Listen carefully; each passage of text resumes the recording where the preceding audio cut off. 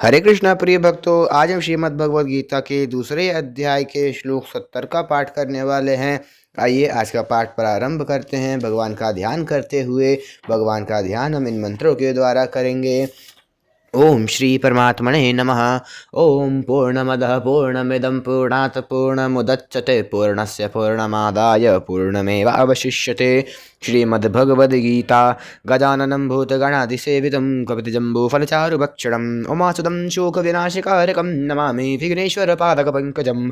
ध्यानाभ्यासवशीकृतेन मनसा निर्गुणं निष्क्रियं ज्योतिः किञ्चन योगिनो यदि परं पश्यन्ति पश्यन्तु ते अस्माकं तु तदेव लोचन चमत्काराय भूयाच्चिरं कलिन्दी पुलिनोदरे किमपि यन्निल्लं महो धावति यावन्निरञ्जनमजं पुरुषं जरन्तं संचिन्तयामि निखिलजगति स्फुरन्तं तावदबलात् स्फुरति हृदन्तरे मे गोपस्य कोऽपि शिशुरञ्जपुञ्जमञ्जुः न वेद्यां येषां शरणमपि शरण च गुणाः परित्यक्ता लोकैरपि वृजन्युक्ताः श्रुतिजडाः शरण्यं यन्ते अपि प्रसिद्धगुणमाश्रित्य सुजना विमुक्तास्तं वन्दे यदुपतिमहं कृष्णमलयं यस्य श्रीकरुणानवस्य करुणालिशेन बालो ध्रुवः स्वेष्टं प्राप्य समारधाम समगाधङ्कोऽप्यविन्दच्छ्रियं याता मुक्तिमजामिलाधिपतिताः शैलोऽपि पूज्योऽभवत् तं श्रीमाधवमाश्रित्यष्टदमहं नित्यं शरण्यं भजे वसुदेवसुतं देवं कंसचारुणमर्दनं देवकी परमानन्दं कृष्णं वन्दे जगद्गुरुं नारायणं नमस्कृत्य नरं चैव नरोत्तमं देवीं सरस्वतीं व्यासं ततो जयमुदीरयेत्।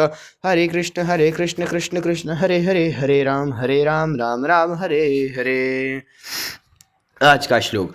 मननशील संयमी मनुष्य को संसार रात की तरह दिखता है। इस पर यह प्रश्न उठता है कि क्या वह सांसारिक पदार्थों के संपर्क में आता ही नहीं? अगर नहीं आता तो उसका जीवन निर्वाह कैसे होता है, और अगर आता है तो उसकी स्थिति कैसे रहती है? इन बातों का विवेचन करने के लिए आगे के श्लोक कहते हैं।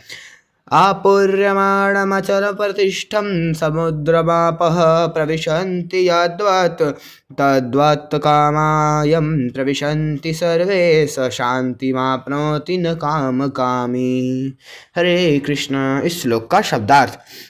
यद्वत् जैसे, आपः संपूर्ण नदियों का जल, आपूर्यमाणम चारों ओर से जल द्वारा परिपूर्ण, समुद्रम समुद्र में, प्रविशन्ति आकर मिलता है, पर अचल प्रतिष्ठम समुद्र अपनी मर्यादा में अचल स्थित रहता है, यद्वत् ऐसे ही, सर्वे संपूर्ण, कामः भोग पदार्थ, यम जिस संयमी मनुष्य को विकार उत्पन्न किए बिना ही प्रविशन्ति प्राप्त होते हैं, सह वही मनुष्य शांतिम परम शांति को आपनोति प्राप्त होता है, काम कामी भोगों की कामना वाला नहीं। अर्थात जैसे नाना नदियों के जल सब ओर से परिपूर्ण अचल प्रतिष्ठा वाले समुद्र में उसको विचलित न करते हुए ही समा जाते हैं, वैसे ही सब भोग जिस स्थित प्रज्ञ पुरुष में किसी प्रकार का विकार उत्पन्न किए बिना ही समा जाते हैं, वही पुरुष परम शांति को प्राप्त होता है, भोगों को चाहने वाला नहीं। इस श्लोक की व्याख्या। आपूर्यमाणमचल प्रतिष्ठम समुद्रमापः प्रविशन्ति यद्वत्।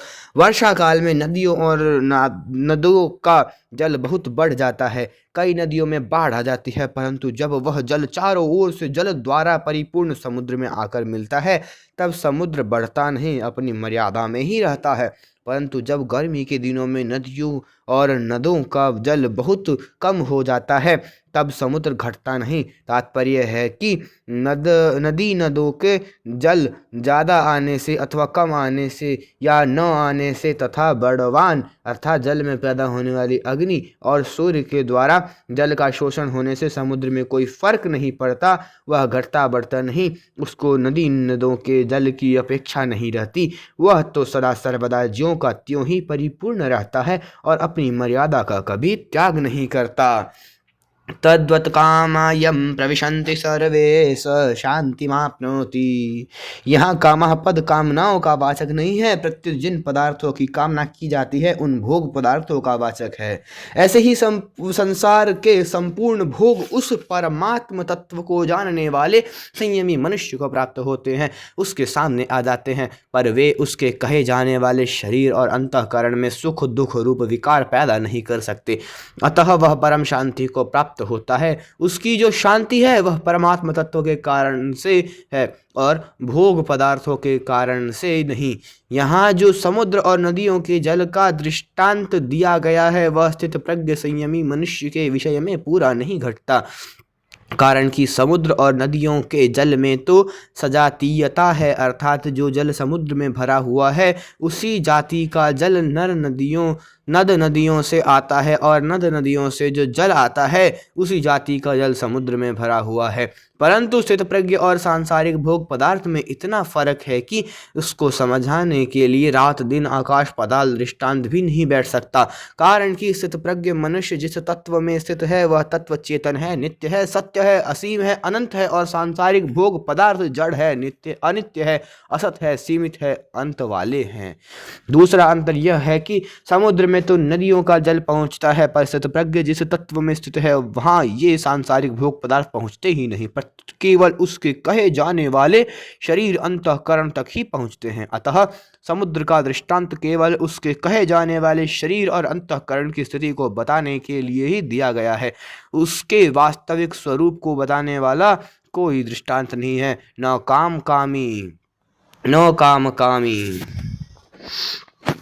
जिसके मन में भोग पदार्थों की कामना है, जो पदार्थों को ही महत्व देते हैं, जिनकी दृष्टि पदार्थों की तरफ ही है, उनको कितने ही सांसारिक भोग पदार्थ मिल जाएं तो भी उनकी तृप्ति नहीं हो सकती, उनकी कामना जलन संताप नहीं मिट सकते, तो फिर उनको शांति कैसे मिल सकती है, कारण कि चेतन स्वरूप की तृप्ति जड़ पदार्थों से हो ही नहीं सकती।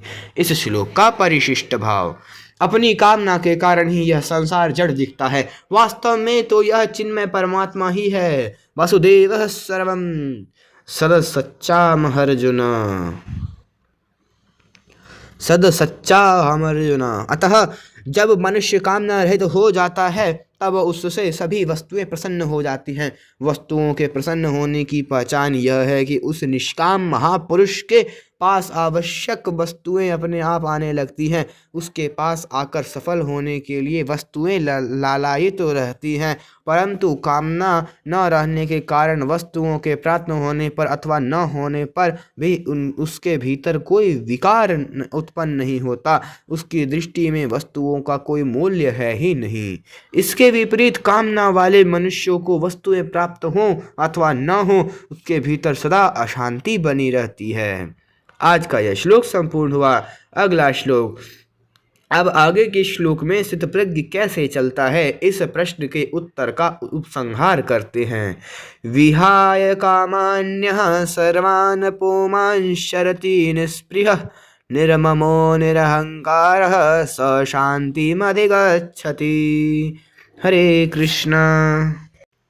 अगर आप सभी को वीडियो पसंद आए तो वीडियो को लाइक करिए और चैनल को अवश्य सब्सक्राइब करिए तथा अन्य भक्तों के साथ भी शेयर करिए। अगर आपने पिछले श्लोक को कोई वीडियो नहीं देखी है तो डिस्क्रिप्शन बॉक्स में उनका लिंक है, आप वहां से देख सकते हैं। हरे कृष्णा। हरि बोल।